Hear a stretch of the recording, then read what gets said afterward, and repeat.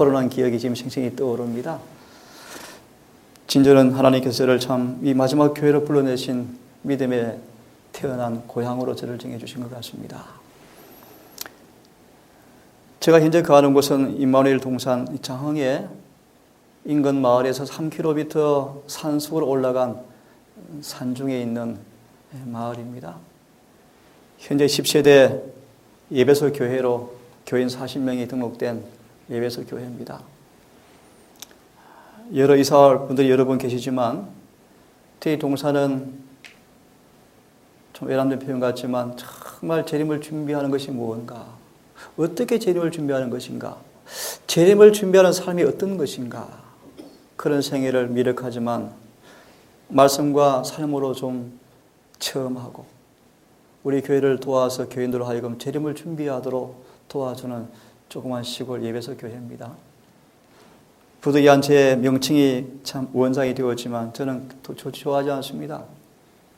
감히 제가 듣고 싶은 말이 있다면 성경교사다라는 말을 듣고 싶습니다. 제가 재림교인 되어서 너무 뜨겁게 말씀을 체험하고 제가 공부한 이 관록이 있는지라 제 기억 속에 6개월 정도 만에 예언의 신을 다 본 것 같아요. 성경을 참 많이 읽었습니다. 벌써 27년이 흘렀는데 너무나 벅찬 감당할 수 없는 은혜지만 주님이 저를 작은 시골 골짜기에서 말씀을 맡은 종으로 불러주신 것 참 감사하고 많은 사람이 오셔서 말씀을 배우고 삶의 변화가 일어나고 회개가 일어나고 이 남은 교회에 대한 정체성을 확인하고 교회 충성을 다하고 진리에 충성을 다하는 그런 사람들을 보게 된 것을 저는 감사합니다. 지난주는 우리 청년들이 여러 곳에서 많이 모여서 4박 5일 동안 꽤 많은 말씀의 집회를 나누었고 마치는 날 다 정도 차이지만 나름의 회심의 경험을 하는 그런 집회를 가지고 왔습니다. 전 도동교회를 개인적으로 이런 마음의 한편의 긍지와 또 부담을 가지고 있습니다. 여러 교회와 다르게 기별을 사랑하고 재림을 준비하고 말씀에 정직한 분들이 많은 곳으로 제가 알고 있습니다. 어쩌면 희망이 있습니다. 아픈 얘기지만 재림교회가 배가 파선 직전입니다. 연합회장님 참 고민이 많으십니다. 교회를 다 다니면서 느끼는 것이 뭔가? 너무나 교회가 경건의 능력이 없다는 것입니다. 소수의 충성된 재림신자를 볼 수밖에 없다는 사실을 한탄하셨습니다. 목회자들의 고민이 말씀은 알지만 말씀을 받을 준비가 안 된 교인들 앞에 늘 초신자 설교를 할 수밖에 없는 것을 한탄하셨습니다. 우리는 언제까지 젖을 먹어서는 안 됩니다. 단단한 음식을 먹어서 지각을 분별해서 의와 악을 분별해서 죄를 버리고 의를 택하는 지혜가 있어야 합니다. 자라나셔야 합니다. 오늘 이 시간 저는 잠시 목사님 준비 참여 기도를 이렇게 들으면서 그런 생각이 막 떠올랐습니다. 왜 이렇게도 예수를 오해할까? 몇 구절을 좀 읽어드릴 마음이 있습니다. 하나님께서 영원 전부터 아버지와 동등하신 그 하나님께서 이 땅에 인간의 장막을 서시고 인간의 장막 곁에 텐트를 친 까닭이 무엇입니까? 다시 말합니다. 때가 참에 예수께서 이 땅에 오신 까닭이 무엇입니까? 그 이유를 이렇게 말씀하십니다. 그분께서 사람 곁에 장막을 치신 것은 우리 가운데 거하여 우리로 당신의 거룩한 품성과 생에 친숙하도록 만드시기 위함이었다. 시대의 소망 1장에 있는 말씀입니다. 그분의 품성과 친숙하게 만들어서 그 다음 뭘까요? 말라기 4장 2절입니다. 의의 태양이 떠올라서 우리에게 치료하는 광선을 발해주려고요. 다시 말합니다. 그분이 인간의 몸을 쓰시고 우리 가운데 사신 것은 그분의 품성과 친숙하게 만들어서 뭐 해주려고요? 치료해 주려고요. 치료. 그런데 참 놀랍습니다. 치료하려고 오셨는데 사단이 치료받을 필요를 못 느끼게 백성들을 속였습니다. 참 놀라운 일이죠. 다시 말합니다. 하나님께서 우리를 죄에서 구원하려고 오셨는데 죄에서 구원받을 필요를 못 느끼게 마귀가 체면설을 걸어버렸습니다. 어떻게 그러는가? 잘 유념해 들으십시오. 사단이 그들을 끊임없이 괴롭혔습니다. 예를 들면 성경은 원수를 내 몸처럼 사랑하라고 말합니다. 머리는 압니다. 맞아, 사랑해야지. 근데 사랑이 안 되어지죠. 되어집니까 여러분? 안 되어집니다. 돼야 되는데 안 돼요. 갈등합니다. 사단은 더 괴롭힙니다. 더 괴롭힙니다. 더 괴롭힙니다. 그래서 유대인들이 로마인만 돌아보면 로마인만 마주치며 마음에 복수심이 막 올라옵니다. 아무리 그 죄를 이겨버리고 애를 써도 안 되어져요. 왜 그랬을까요? 그들은 그들에게 믿는 자에게 임하시는 하나님의 성령의 능력을 몰랐습니다. 그들 속에 성령을 통해서 그들의 의지와 그들의 감정과 생각을 조절하고 그들의 육신의 본성을 쳐서 복종시켜서 말씀으로 그분의 의에 예수께로 끌고 복종시켜서 우리 속에 육신을 승리하고 죄를 승리하고 시험을 승리하는 그 능력을 그들은 알지를 못했습니다. 왜 알지 못했을까요? 또 이유가 있습니다. 그 능력을 받는 비결이 하나가 있습니다. 그분의 사랑 앞에 조건 없이 의지를 굴복시켜야 합니다. 자신을 바쳐야 합니다. 좀 이따 다시 말씀을 드리겠습니다. 사단은 품성과 친숙하게 만들어서 우리를 죄를 치료해서 그분이 형상을 돌려주기 위해서 오셨는데 유대인들을 사단은 어떻게 속였다고요? 죄에서 고침받을 피를 못 느끼게 만들었는데 어떻게 만들었는가 사단이? 그분의 능력은 공급받지 못하게 해놓고 계속 치워박으니까 그들만 보면 갈등이 생깁니다. 성경은 원수를 사랑하라고 말씀하셨는데 사랑이 안 되어지거든요. 그래서 에리스는 이렇게 묘사합니다. 그들은 죄를 이제 과거로 만들었다. 무슨 뜻인가? 성경은 성경이고 그냥 표준이지 그렇게 다 살지는 못하는 것이구나. 그래서 신학적으로 메시아를 기다렸는데 사단이 이렇게 속였대요. 초림의 구조를 덮어버리고 재림의 구조를 초림의 위치로 옮겨놓고 믿게 했대요. 이걸 신학적으로 저를 따라하십시오. 죄로부터의 구원이 아닌 죄 중에서의 구원을 믿었다. 예를 들겠습니다. 베드로는 집과 전토와 가족을 다 버렸습니다. 누구를 위해서요? 예수를 위해서요. 대단합니까? 대단합니다. 근데 베드로가 이제 예수께서 변화산에서 같이 내려옵니다. 놀라운 경험했습니까? 예수님이 변화되어 있습니다. 원래 가진 영광을 잠시 보여주었습니다. 베드로가 참 예수께 완전히 뿅 갔죠, 그죠? 너무 좋았습니다. 그런 다음 베드로의 마음속에 이분이야말로 하나님의 아들이심을 확신했습니다. 이제 내려옵니다. 유다가 앞장을 서고 제사장과 로마 군병이 칼과 뭉치를 들고 예수를 잡으러 옵니다. 잘 캐치하십시오. 그때 베드로가 집과 전투와 가족을 다 버리고 예수께 충성하는 그 베드로가 여전히 그 당시 사단이 유대인들을 속이는 체면술에 지금 취해 있습니다. 보여드릴게요. 베드로가 예수와 함께 내려가니까 칼을 들고 잡으러 왔으면 예수를 베드로 걱정 안 했습니다. 왜 걱정하는지 아십니까? 예수를 믿었습니다. 절대로 잡혀갈 분이 아니에요. 이분은 능력 있는 하나님의 아들이셨습니다. 메시아입니다. 한번 명하시면 다 죽이시는 그런 분이십니다. 절대로 이 베드로가 예수님께서 안 잡혀갈 줄로 알고 당당하게 칼을 꺼내서 대제사장의 종의 하인의 길을 쳤습니까? 그때 주께서 하신 말씀이 참 중요한 말씀이에요. 베드로야, 칼을 꽂아라. 설명을 드립니다. 그 다음 말씀을. 베드로야, 나는 너를 지금 구원하러 왔어. 너를 구원하러 왔어. 너를 구원하기 위해서 잡혀가야 되는 것입니다. 예수님은. 무슨 뜻인지 아시겠습니까?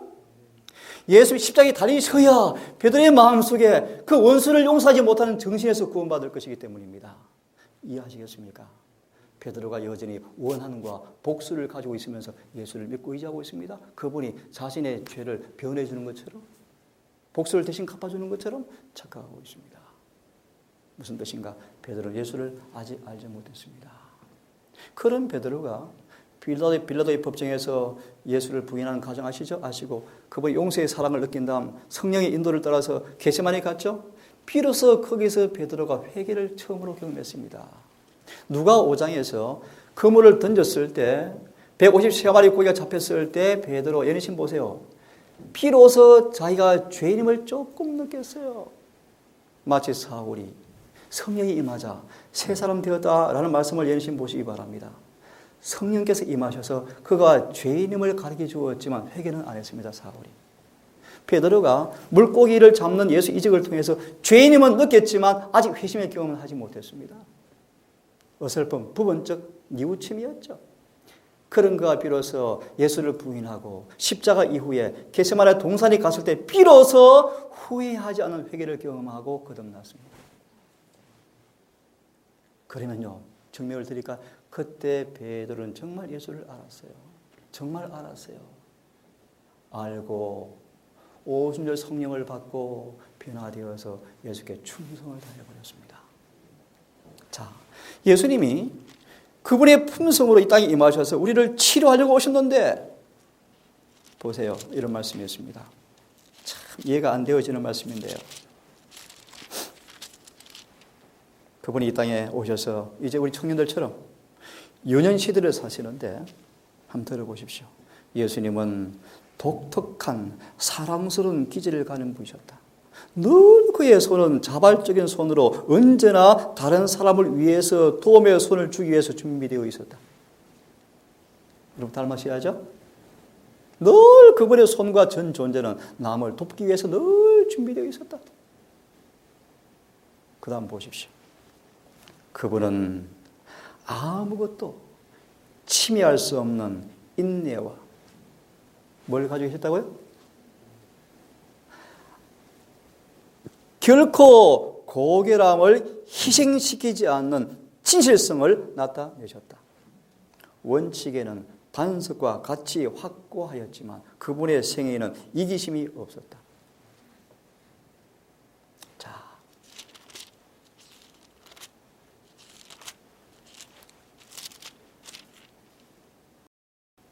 요셉의 아들 형제들이 라피의 편을 들고 그들의 유전도 마치 하나님의 명령인 것처럼 유의해야 한다고 예수께 주장하였다. 그들은 예수님의 거짓과 참을 분별하시는 예수의 명철한 식별력에 몹시 화가 났고 예수님의 엄격한 율법에 대한 순종을 완고하다고 비난하였다. 누구를요? 예수를요. 이렇게 오해받습니까? 또 보실래요? 예수님은 형들로부터 오해를 받았는데 그 까닭은 예수의 품성이 그들과 같지 않은 것 때문이었다. 또 보실래요? 예수의 모보는 항상 그들을 짜증나게 만들었다. 예수님 참 희한한 분이십니다. 안 그렇습니까?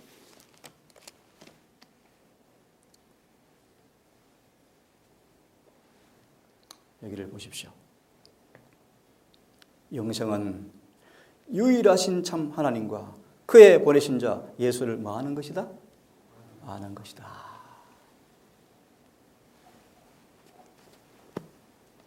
요한복음 8장을 좀 보겠습니다. 요한복음 8장을 좀 펴기를 바랍니다.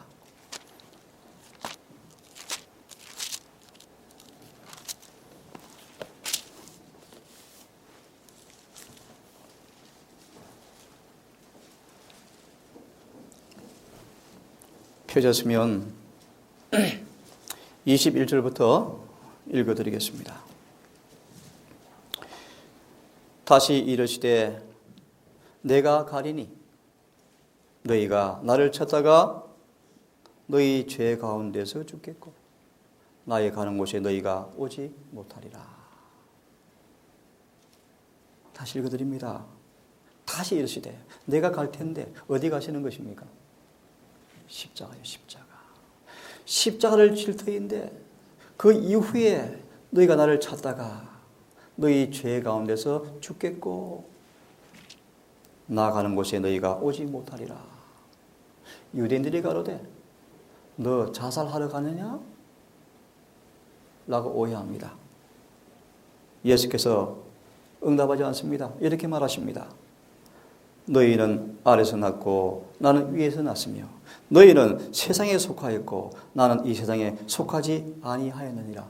그러므로 말하기를 너희가 죄 가운데서 죽으리라 라고 말합니다. 예수님이 십자가를 왜 지셨습니까? 왜 가십니까? 왜 죽으십니까?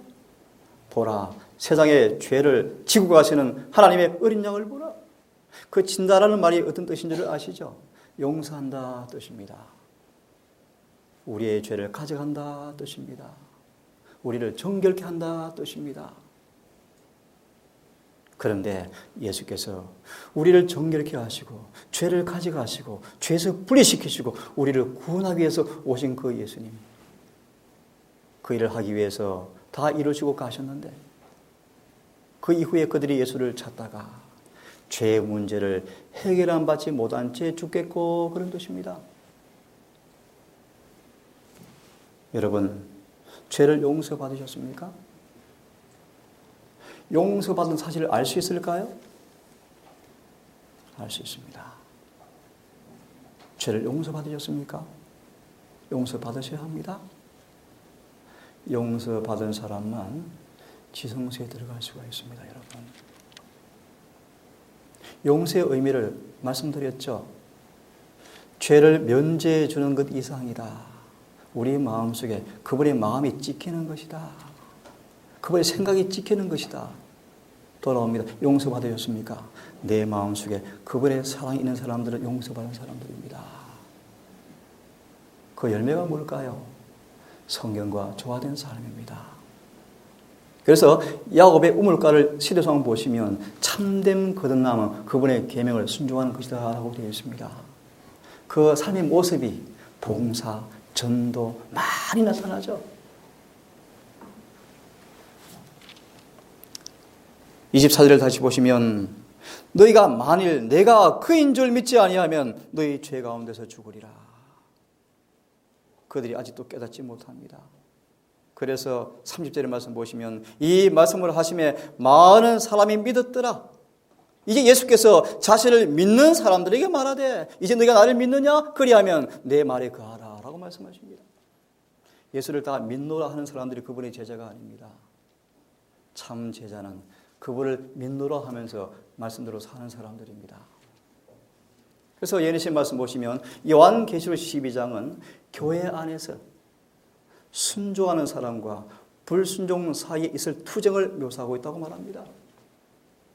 이해하기 쉽게 말씀드리면 가인과 아벨의 투쟁이다라고 말합니다. 자, 이게 보십시오. 영생은 유일하신 참 하나님과 그의 보내신 자 예수 그리스도를 아는 것이다. 오늘 처음 듣는 분 다시 말씀드립니다. 예수 그리스도를 믿는 것이 침례의 조건입니까? 맞습니다. 그러면 예수 그리스도 어떤 뜻이라고 말씀을 드렸죠? 죄에서 우리를 해방하시고 성령으로 침례 주는 분 뜻입니다. 그래서 결론을 보시면 이렇게 되어 있죠. 언제 우리 구원이 완성되는가? 성경은 분명히 말씀하고 예언의신에서는 분명히 말씀하십니다. 구원은 성령 충만입니다. 성령 충만했을 때 구원이 완성이 되어집니다. 원하신 말씀 보여드릴게요. 그렇게 나와 있습니다. 무슨 뜻인가? 다시 쉽게 말해서 구원이 뭔가? 내가 없고 내 안에 예수님 사는 것입니다. 완전히. 조금 사는 게 아니에요. 충만히 사는 것입니다. 그게 성령 충만입니다. 그럼 정말 그런가? 결과가 뭘까요? 율법이 이루어집니다. 로마서 8장 3절 기억하십니까? 율법이 연약하여 할 수 없는 그것을 풀이해드리면 타락한 죄인 인간 스스로 거룩한 율법을 지킬 수가 없습니다. 하지만 기억하십시오. 영생의 조건은 율법을 지켜야 하늘에 갑니다. 그런데 타락한 죄인은 법을 지킬 수가 없습니다. 그런데 하나님께서 길을 열어주었습니다. 어떻게 해요? 그분께서 죄 있는 육신으로 오셔서 그 육체를 가지고 죄를 이기셔서 이제 예수를 영접하고 성령을 따라 사는 사람들 앞에 4절은 말합니다. 성령을 따라 사는 사람들 앞에 율법의 요구를 이루어주겠다라고 약속하십니다. 다시 말하면 우리 스스로 도무지 법을 지킬 수가 없습니다. 누구도 불가능합니다. 하지만 하늘은 법을 지키기를 요구하고 심판은 그 법 앞에 심판을 받을 것인데 유일한 비결은 죄사함과 성령의 침례를 통하여서 우리가 더 이상 육신에 있지 아니하고 성령의 사람이 되어서 내가 사는 것이 아니라 내 안에 성령을 통해서 예수께서 사셔서 그 성령께서 내 의지와 민걸 섞여서 내가 사는 것이 아니라 그분이 내 의지를 주관하셔서 내 삶을 율법과 조화시켜주는 그 능력이 체험되어질 때만이 계명이 지켜집니다. 다시 말합니다. 우리 삶 속에서 죄를 못 이긴다. 시험을 못 이기고 있다. 품성이 변화가 안 된다. 계명이 안 지켜진다. 기억하십시오. 우리 속에 성령이 없는 것입니다. 예수님이 거하지 않는 것입니다.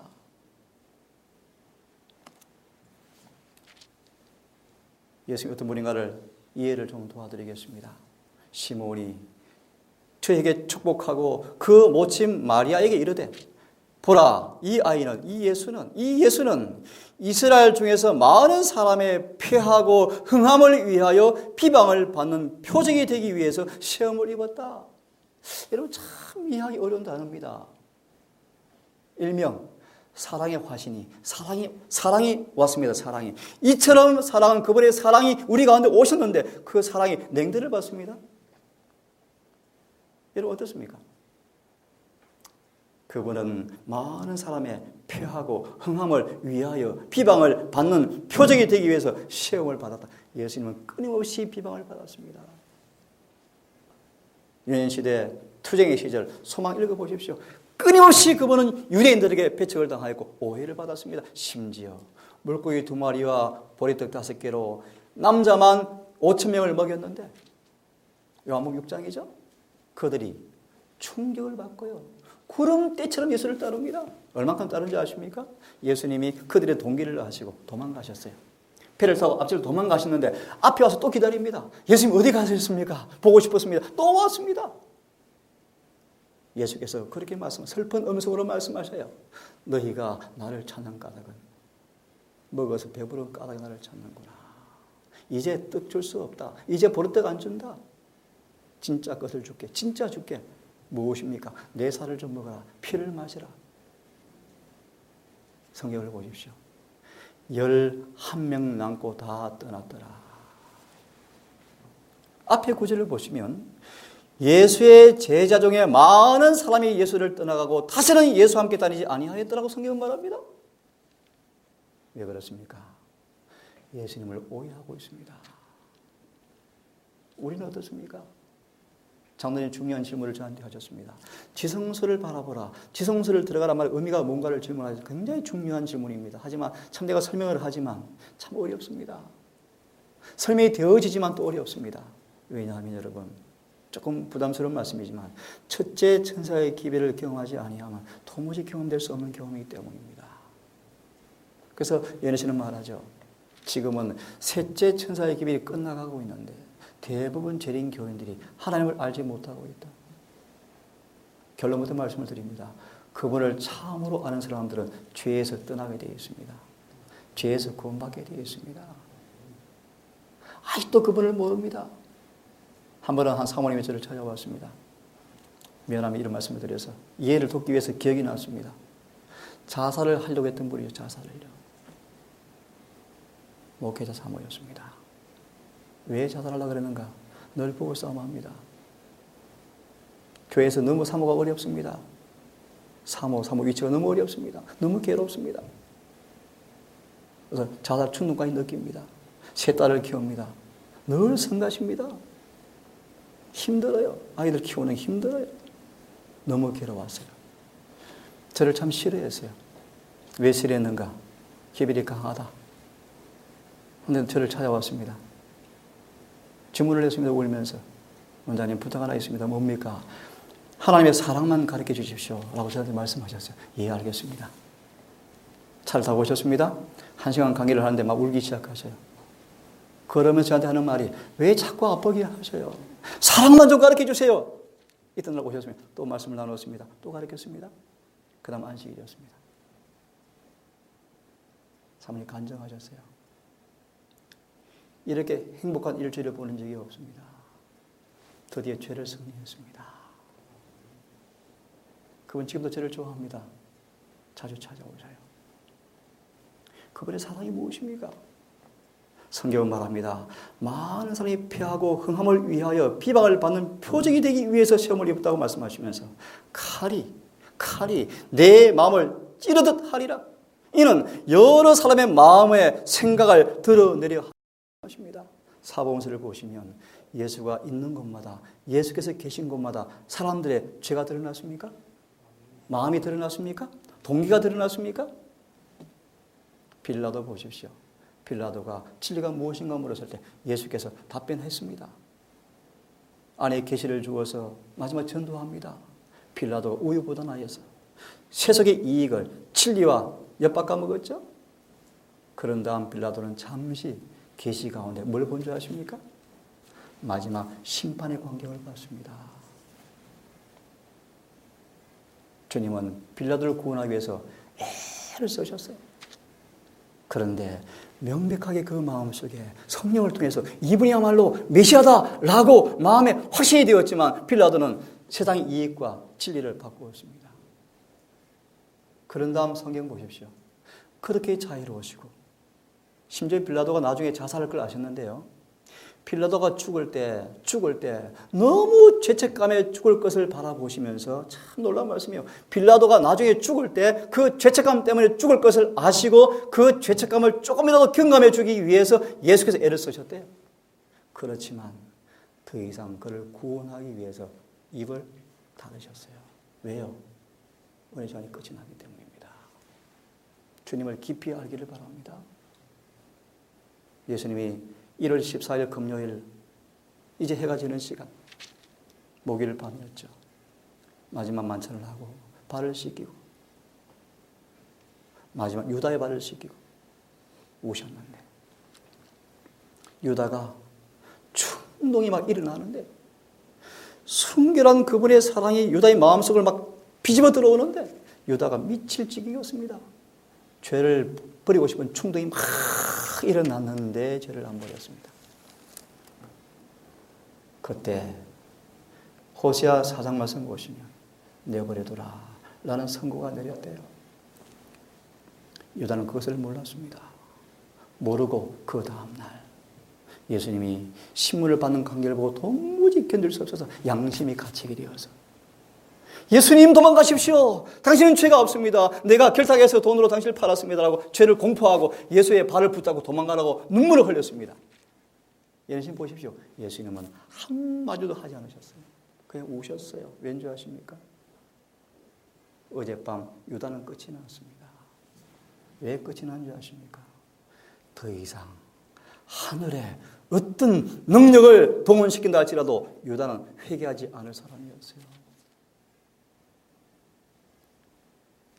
조금 경고하겠습니다. 지금 많은 재림교회들 오랫동안 포도원의 한 자리를 차지하였지만 열매 맺지 못한 무성한 나무로 있는 사람들 앞에 언제 이 경고가 내릴지 모른다고 예언하시는 경고하고 있습니다. 그러므로 오늘 주님을 경외하시고 순종하기를 간절히 바랍니다. 오늘 제가 보일 때 죄를 회개하시고 돌아서기를 간절히 바랍니다. 오늘 진리가 임할 때 진리 앞에 아멘하시고 순종하기를 바랍니다. 만군의 여호와가 그를 너희가 거룩하다 하고 그로 너희의 두려워하며 놀랄 자로 삼으라. 그가 거룩한 피할 곳이 될 것이며 그러나 이상합니다. 거룩한 피할 곳이 될 것인데 이스라엘 두 집에는 그치는 돌과 걸리는 반석이 될 것이며 참 이상한 표현이죠. 북방 이스라엘과 남방 유다가 이스라엘 백성들이 예수님 때문에 자꾸 넘어집니다. 자꾸 넘어져요. 예수님은 시온의 반석이었습니다. 반석. 그 반석 위에 떨어져서 끼어져서 집을 짓게 되어지면 영원히 무너지지 않습니다.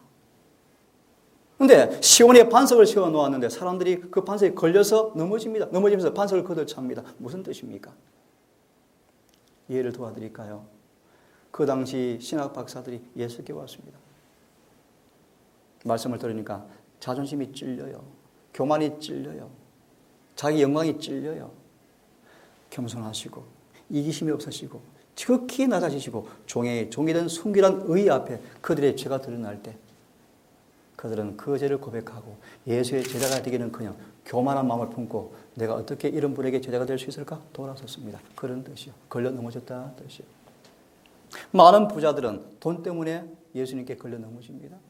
하지만 삭개오는 아닙니다. 자기가 그거에 깨어져 버렸습니다. 떨어져서 깨어졌습니다. 부자 법가는 떨어져 깨어지는 것이 싫어서 돌아섰습니다. 그 뜻입니다. 예수의 품성 가운데 순결한 생애 속에서 우리의 불의가 드러날 때 많은 사람들은 걸려 넘어집니다.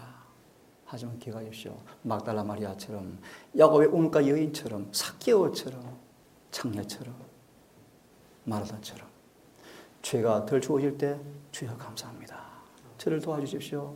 이 죄를 용서해 주십시오라고 전심으로 구할 때 그분은 기꺼이 우리 죄를 사하시고 깨끗게 하나님 부림을 믿기를 간절히 바랍니다. 예루살렘 거민들에게는 함정이 될 것이고 올무가 되리니 참 이상한 표현이죠. 많은 사람들이 그로 인하여 그칠 것이며 넘어질 것이며 부러질 것이며 걸릴 것이며 잡힐 것이라. 지금 많은 재림교인들이 라오디게아 보내는 곧바른 기별 때문에 힘들어합니다.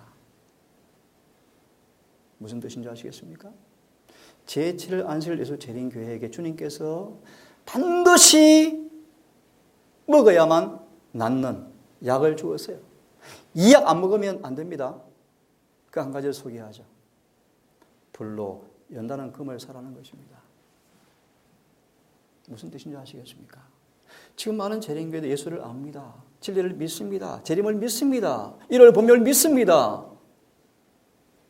하지만 불로 연단된 금이 없대요. 무슨 뜻인지 아시죠? 로마서 1장 17절은 그렇게 말씀하십니다. 복음에는 하나님의 의가 나타나서 믿음에서 믿음에 이르게 하나니 오직 나의 의는 믿음으로 말미암아 살리라 한것 같으니라. 그 구절을 예리신 보십시오. 이렇게 되어 있습니다. 그대 현재의 믿음에서 사랑으로 역사하는 믿음이 깊어져서 영혼을 순결케 하는 믿음이 창조되어야 한다. 무슨 뜻인가? 이런 뜻이죠. 아브라함이 갈대아 우르를 떠났을 때 정말 그분을 믿었습니다. 갈 바를 알지 못했지만 그는 나갔습니다. 하지만 사단은 알았어요. 하나님도 알았어요. 뭘 알았는가? 지금 그분을 참으로 믿고 순종하였지만 환경이 바뀌면 아브라함의 믿음에 불순물이 섞여서 넘어질 걸 알았습니다. 이해됐습니까? 그 아브라함이 2번 거짓말을 하고 후처를 얻고 엘리에셀을 양자로 삼고 살아갑니다. 다시 말하면 믿음의 부족이 드러납니다. 다시 말합니다. 불로 연다는 금을 사라 말의 의미가 뭔가 설명하는 것입니다. 하나님께서 그를 훈련시키시고 또 훈련시키십니다. 시련과 고난과 역경의 골짜기로 자꾸 인도하십니다.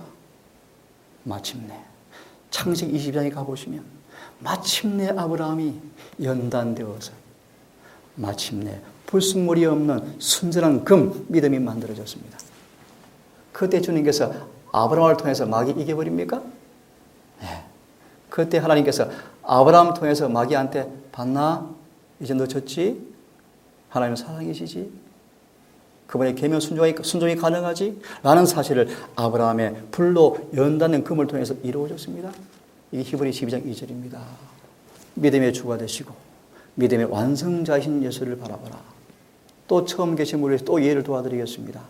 누가 5장에 보시면 8장입니까? 마태 8장이죠. 한 중풍병자가 있는데 친구들을 통해서 복음이 전파되어집니다. 이 중풍병자는 도무지 스스로 걸을 수가 없습니다. 근데 복음이 전파되어지니까 걷고 싶어요. 낫고 싶어요. 예수께 가고 싶은 것입니다. 그런데 갈 수가 없습니다. 하나님의 은혜를 주십니다. 어떤 은혜를 주십니까? 마음씨 좋은 친구들을 두셨어요. 내가 들고 갈게. 같이 가자. 용기가 막 쏟아납니까? 사단이 똑팍 눌러버립니다. 너 꼴을 봐라. 너가 어디가 안 돼. 이 갈등이 생깁니다. 그런데 예수님 보십시오. 성령이 또 역사하십니다. 가라. 예수를 만나라. 용기를 냈습니다. 가자. 실고 갑니까? 갔습니다. 불로 연단된 금이 무언가 설명하는 것입니다. 지금 우리 이것이 개발되어져야 합니다. 이 연단된 금이 개발되어져야 의로워집니다, 여러분. 그래야 예수님 만납니다. 자, 돌아옵니다. 갔습니다. 너무나 많은 군중이 모여서 도무지 예수를 볼 수가 없습니다. 하나 도와드리겠습니다. 많은 사람들이 여기서 실패한다. 중풍병자가 왔는데 도무지 예수를 만날 수가 없습니다. 그 다음 장면을 먼저 말씀드릴게요. 예수님은 중풍병자를 알고 계셨다. 바라보고 계셨다. 집에서 올 때부터 벌써 예수님을 알고 계셨어요. 더 중요한 말씀, 그가 수많은 군중이 모여서 예수를 만나기 위해서 길을 쓰고 군중을 헤치고 예수를 보고 싶은 노력을 할 때마다 따라하세요. 믿음이 살아나는 것을 보셨다. 놀랍죠, 그죠? 마침내 그는 끝까지 포기하지 않고 안 되겠다. 그 다음 아시죠? 지붕 뚫고라도 예수를 만나야 되겠다. 참 놀랍습니다. 예수님은 그의 믿음이 완전해지기를 기다리고 계셨다. 드디어 지붕을 뚫고 줄로 이미 예수께 내려간 순간 예수께서 그를 보시고 하신 말씀이 무엇이었습니까? 소자야, 내 죄의 사함을 받았느니라. 돌아옵니다. 지금 우리에게는 반드시 불로 연단된 금이 있어야 합니다. 그러기 위해서는 예수를 아셔야 합니다. 더 중요한 사실은 그 예수께서 마음으로 따라하세요. 그 예수께서 지금 어디로 인도하시는지 따라가셔야 합니다. 그래야 믿음이 개발되어지고 연단되어지고 정련되어지는데 그 믿음을 갈라디아 4장 6절은 말씀하십니다. 할래나 뭐할래가 아무 효력이 없대. 오직 사랑으로 역사하는 믿음밖에 없다. 그 구절 연신을 말씀하십니다. 그 믿음은 역겨운 이기심에서 우리를 깨끗게 하는 능력의 믿음이다. 여러분 그 믿음을 지금 가지셔야 합니다. 예수님이 어떤 분이십니까? 내가 주께 대해서 귀로만 듣기 하였사옵더니 이제 눈으로 저를 보옵니다. 그러므로 내가 스스로 한하고 티끌과 죄 가운데서 회개하나이다. 욥이 귀로만 들었던 그분을 눈으로 보고 고백합니다. 내가 스스로 한하고 가슴을 치고 티끌과 죄 가운데서 회개합니다. 이런 예수를 만나기를 바랍니다. 내가 에브라임에게는 좀 같으며 유다 족속에게는 썩이는 것 같도다. 에브라임이 자기의 병을 깨닫고 유다가 상처를 깨닫고 에브라임은 아수르를 갖고 야렙 왕에게 사람을 보내었지만 저가 능히 너희를 고치지 못하겠고 너희 상처를 낫게 하지 못하리라. 내가 에브라임에게는 사자 같고 유다 족속에게는 젊은 사자 같으니 내가 움켜갈지라 내가 탈취하여 갈지라도 건져낼 자가 없으리라. 간단히 풀이해드리면 하나님께서 이들이 멸망당하는 것을 바벨론과 아수르 군대에 포로로 끌려가는 것을 주님께서 막지 않으십니다. 그런 뜻이요. 그들이 하나님의 섭리를 통해서 이방 군대가 쳐들어와서 그들을 끌고 가버립니다. 그런 끌고 가면 위기 순간에 그들이 주님을 의지하기는커녕 아수르가 쳐들어오니까 바벨론 가서 손을 벌리고 애굽이 쳐들어오니까 바벨론에게 또 힘을 벌리고 쉽게 말하면 헛된 인간의 힘을 의지하는 모습을 가리킵니다. 주님은 이런 분이십니다. 내가 내 곳으로 돌아가서 저희가 그 죄를 뉘우치고 내 얼굴을 구할 때까지 기다리리라. 저희가 고난을 받을 때 비로소 나를 간절히 구하여 이르기를 오라 우리가 여호와께로 돌아가자. 여호와께서 우리를 찢어졌지만 도로 낫게 하실 것이요 우리를 찢었으나 싸매어 주실 것임이라 라고 말씀하시면서 이렇게 말씀하죠. 그러므로 우리가 여호와를 알자. 힘써 여호와를 알자. 그분이 어떤 분이십니까? 앞에 쭉 보았습니다. 좀 같을 것이며 썩이는 것 같을 것이며 걸리는 반석이며 그치는 돌이며 함정이며 올무가 될 것이라. 왜 그렇습니까? 왜 비방이 표적이 되어집니까? 왜 마음의 생각을 드러내십니까? 그러므로 여호와를 알자. 힘써 여호와를 알자. 그의 나오심은 새벽빛같이 일정하니 비와 같이 땅을 적시는 늦은 비와 같이 우리에게 임하시리라. 혹시 참고로 여러분 늦은 비가 뭔지 아십니까? 한마디로 말합니다. 그분의 품성이 의로운 품성이 머리부터 발끝까지 충만히 차는 경험이 늦은 비 성경입니다. 여러분. 그의 사랑이 완성되는 것입니다. 그 예수의 품성입니다. 이것이 여러분 구원입니다. 이것이 구원입니다. 같이 한번 읽어보겠습니다.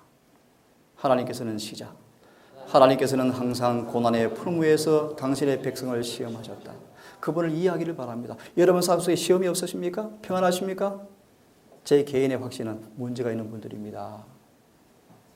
어제 한 자매가 이런 간증을 했습니다. 원장님 모태신앙이었고 건 24, 5년을 교회를 다녔는데 이런 경우는 처음이었어요. 뭔데? 죄가 깨달아졌어요. 그래서 전화를 했대요. 내가 이러이러한 죄를 지어서 미안해, 용서해 주세요. 내가 당시 영성을 파괴하고 믿음을 떨어뜨리고 죄를 지었어요. 이야기 용기를 냈습니다. 어떤 용기를 냈는가? 원장님, 대학 1년 휴학해야 되겠어요. 왜? 있는 그대로 전달해 드리겠습니다. 지금은 대속죄일입니다, 여러분. 대속죄일입니다. 여러분, 대속죄일에 사십니까?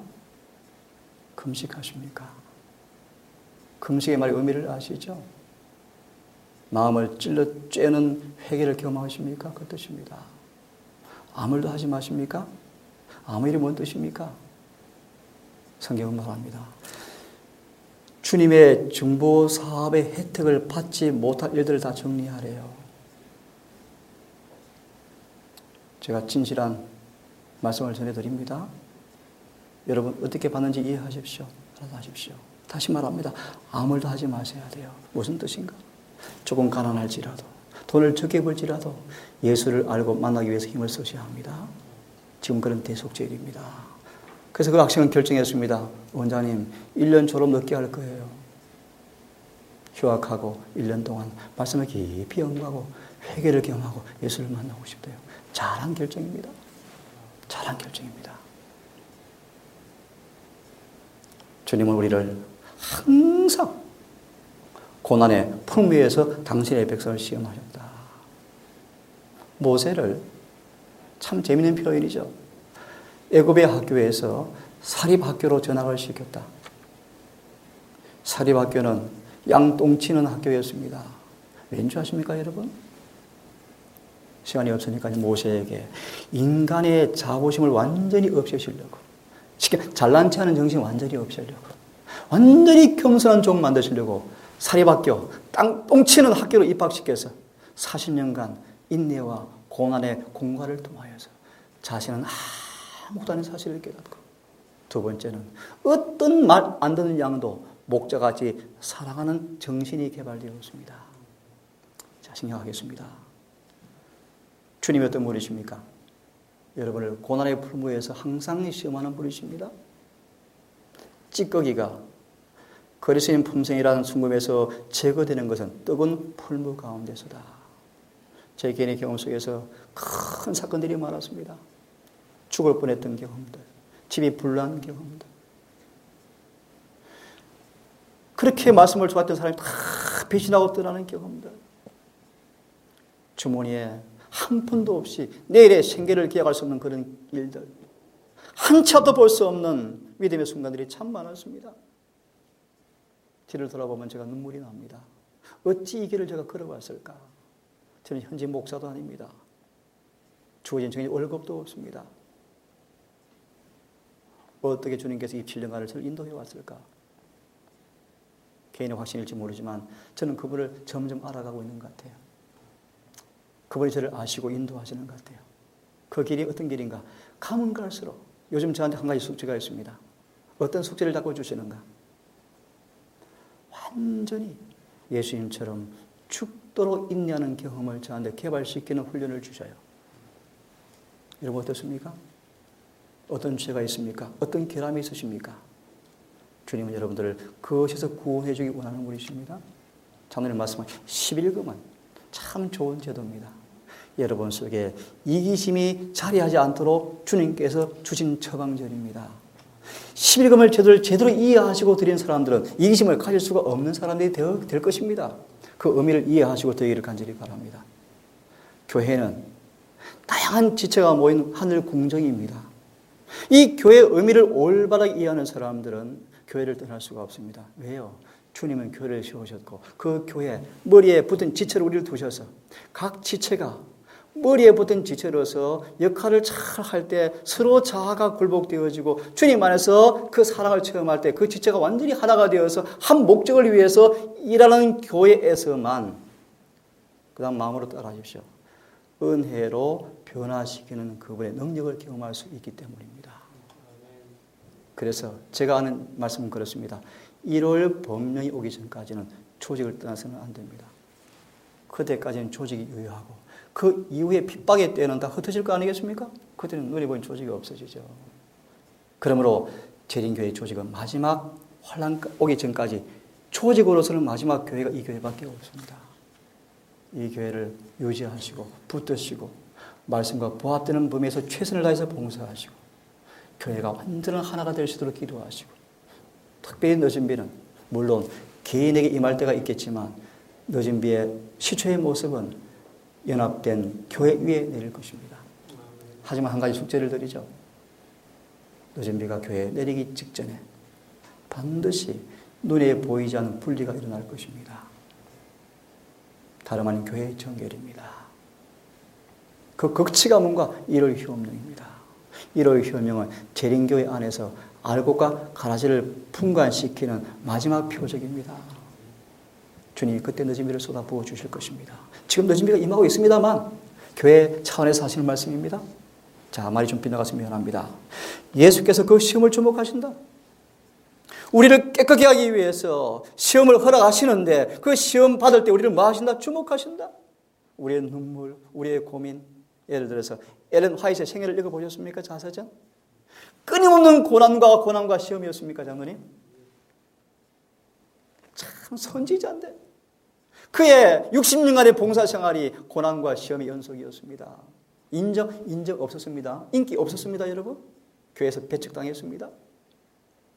왜 그런가? 이해를 하는 말씀드리죠. 그에게 도무지 교만을 가질 수 없는 사람으로 고쳐주기 위해서 시험을 끊임없이 허락했습니다. 마지막 순간을 보십시오. 선지자가 감히 넘어져서 발이 부러집니다. 침상에 누웠습니다. 걷지를 못합니다. 꼼짝을 못합니다. 생애가 마감되어 갑니다. 선지자인데 여러분 보십시오. 그 혼수가 오가고 의식이 왔다가 가고 하는 그 이 암울한 임종의 순간까지 화이트의 경험을 보십시오. 자꾸 반복한 말이 뭔지 아십니까? 나는 내가 믿는 분을 내가 합니다. 나는 부활의 그날에 그분 앞에 설 것을 내가 합니다. 그는 정말 예수를 아는 사람이었습니다. 그의 평생을 시련과 고난의 풀물을 통과했지만 그분의 인도하심과 그분의 섭리하심과 그분의 목적을 그는 알았습니다. 기금속이 당신의 사랑의 광채를 반사하고 그것을 단련하기 위해서 요구되는 것을 그분은 아신다. 하나님께서 당신의 종들을 훈련하시는 것은 면밀하고 엄격한 시련으로 쓰하신다. 그분은 당신의 사업의 발전을 위해서 쓸 수 있는 역량을 가진 어떤 사람들을 보시고 이 사람들을 시련에 처하게 하신다. 당신의 승리 가운데서 그분은 저들의 품성을 시험하여 저희 자신들의 지식에 감추어져 있는 결점과 약점을 나타내는 위치로 이끄셔서 이 결점을 시정할 기회와 자신들을 그분의 봉사를 위하여 적응할 기회를 저들에게 주신다. 하지만 첫 번째 시련을 잘 참아내면 비슷한 두 번째 시험이 없을 것이다. 그런데 만약 실패하면 그 시험은 다시 주어지고 그것이 매번 힘들어지고 강도가 더 심해지게 될 것이다. 이리하여 그들 앞에 기회를 거듭주어져서 승리를 얻고 하나님께 충성하는 것을 정면에 보이게 하시는데 이걸 읽고 시간이 다 되었습니다. 끝내야 되겠습니다. 그러나 만약 그들의 성질을 고쳐주시는 성령의 역사하심에 경시하고 게을리하고 온전히 순복하지 아니하면 그게 반역한다 뜻입니다. 유다처럼 성령께서 회개시키기 위해서 마음이 강하게 역사하는데 유다는 거절합니다. 이런 어떤 결점이 있으십니까? 주님 반드시 고치기를 원하십니다.